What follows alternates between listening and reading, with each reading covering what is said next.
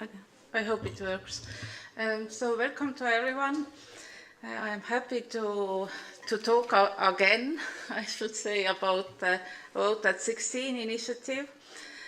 Firstly, maybe a couple of words how I get involved into this business.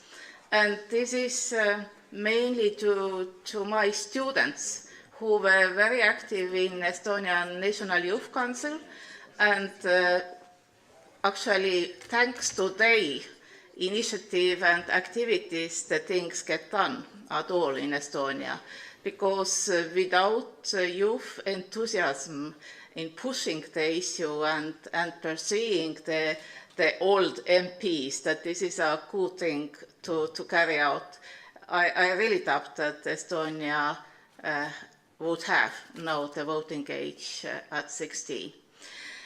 And besides of that, I have been involved in international IEA citizenship study for several years, since 1999 already.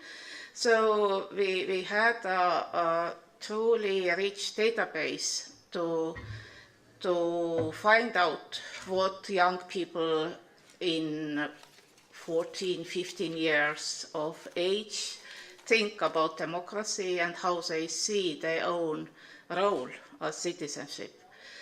And maybe my involvement in this IEA citizenship study gave to the Ministry of Justice the argument to commit an ex-ante policy assessment study what based on the scientific knowledge could be positive and negative effects of the lowering the voting age. And this study was made before the voting at the Riigikogu, and I hope that the positive, or let's say supportive, conclusions of this ex-ante policy study were also helping to come to the positive conclusion at the voting at Riigikogu. So although I was introduced as presenting some scientific results, I am not going to show you any sophisticated data analysis at this point. I just thought I will focus on three issues. First, I will comment on some direct effects of the lowering the voting age. Then I will pick up some broader effects, and thirdly, I would raise maybe some challenges and future perspectives. What is the next step where Estonia should move, and other countries probably also. So as you probably know, we had the last local elections last fall in 2017, and this was the first real practical possibility for young voters to give the votes. And the results, according to the survey which was committed by the Estonian National Youth Council, actually young people, or young voters to be more precise, made the first test very well, because one of the main claims, not just among Estonian politicians and researchers, but also more widely internationally, is that young people are not voting. They don't like voting, they don't care about elections, etc., etc. And if we compare turnout data in Estonia 2017, then we see that the first time young voters, 16 and 17-year-old people, voted, their turnout was 59%, whereas the national average was just 53%. So I think this was the first real surprise of this political change. Young people in Estonia really do care about voting, and this is not just on the level of attitudes, which are very positive towards voting. Like, if I remember correctly, about 85% of 14, 15-year-olds think that a good citizen should vote. at local and national elections. So this is the first point. They really went to vote.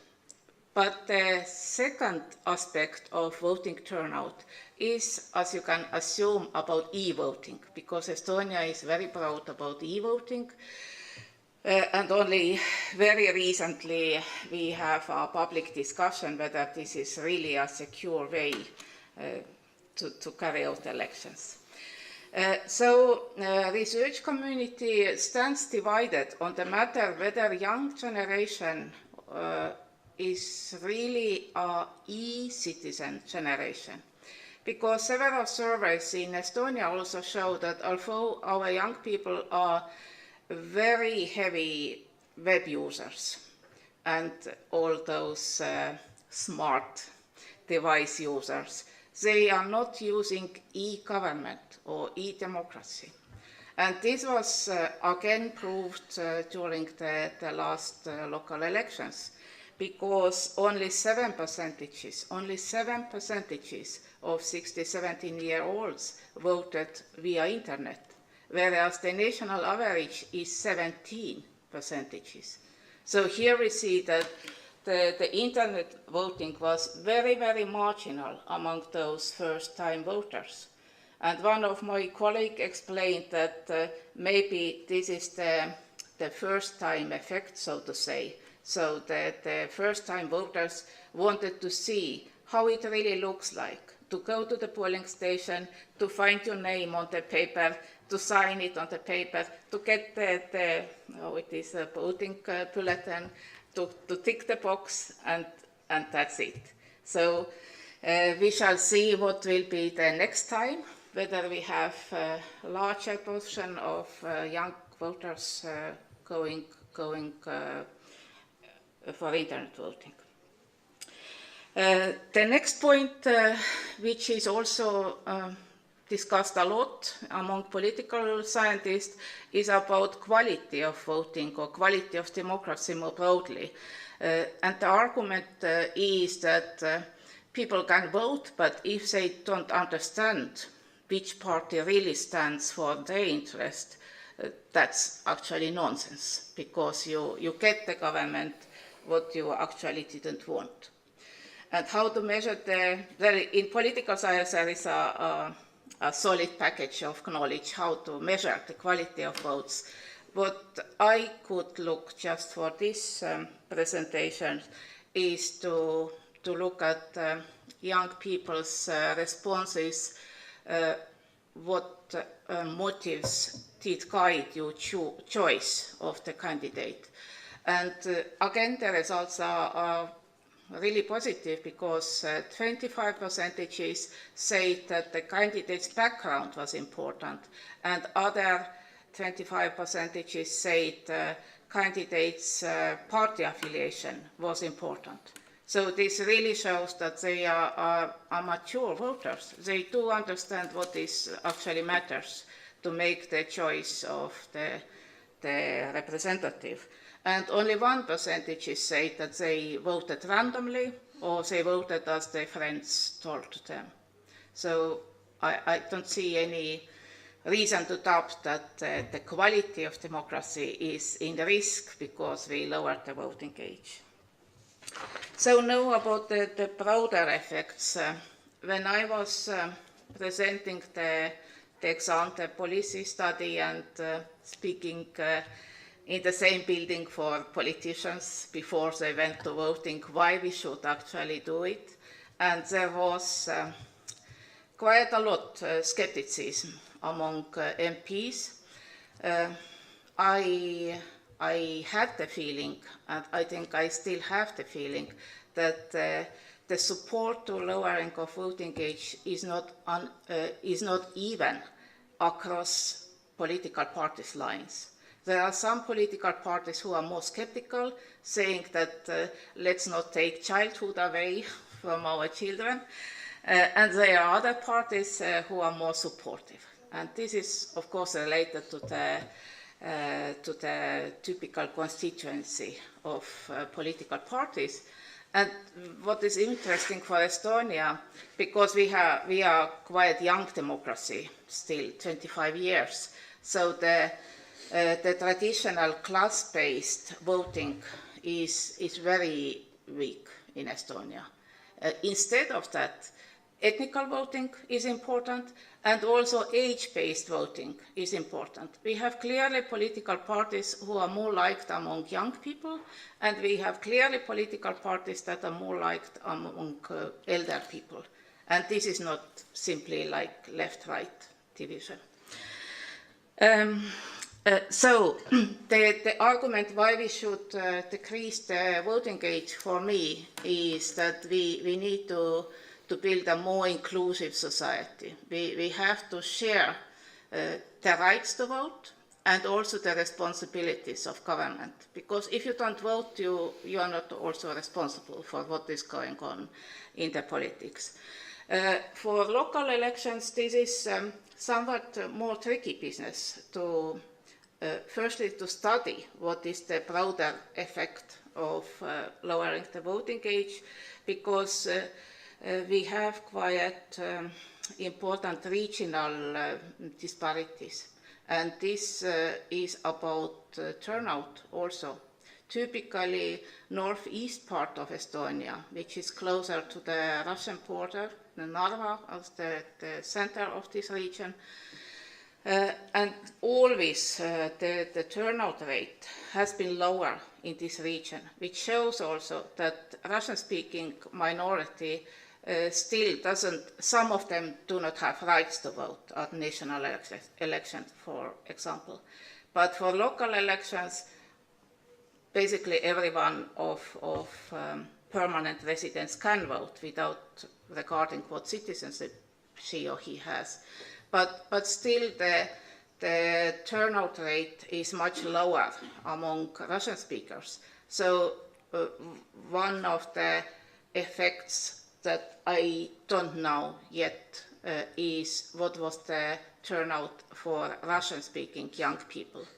The international study, which studied the attitudes, showed that Russian-speaking youth is even more active or more ready to get involved in politics. For example, to become a member of a political party, to stand as a candidate, the attitudes of Russian-speaking youth is much stronger, whereas Estonian-speaking youth.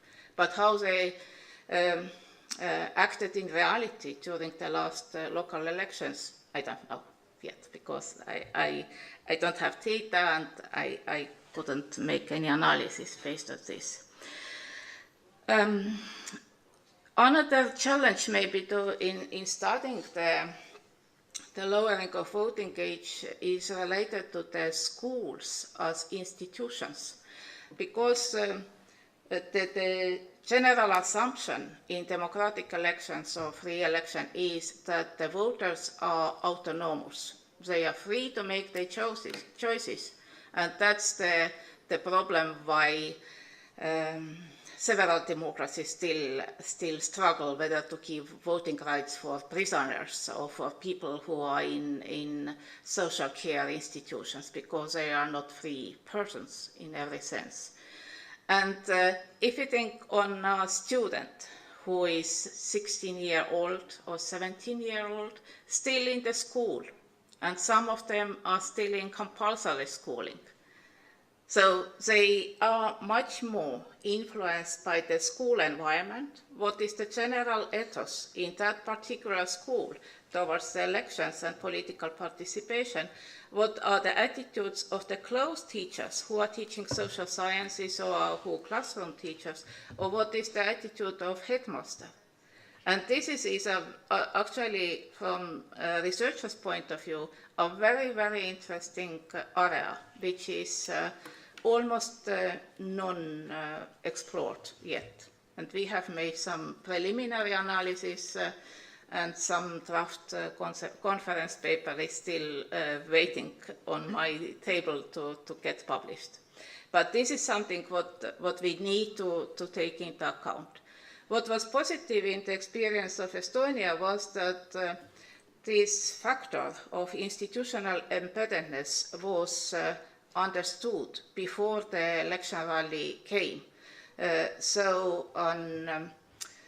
I'm sorry, I can't probably say the proper word of the document. Let's call it convention or charter between different political parties, like educational people or people in the schools. Ministry of Education was the party. Then the Chancellor of Justice, who is also ombudsman, children ombudsman in Estonia, and political parties, I guess, was the third party. They made an agreement how to carry, what is allowed and what is not allowed during the election campaign in schools, because very various situations can occur. And also the Estonian National Youth Council organized, a project or movement of election watches who monitored whether everything is made according to the standard of free election. So actually Estonia in advance already took some risks away.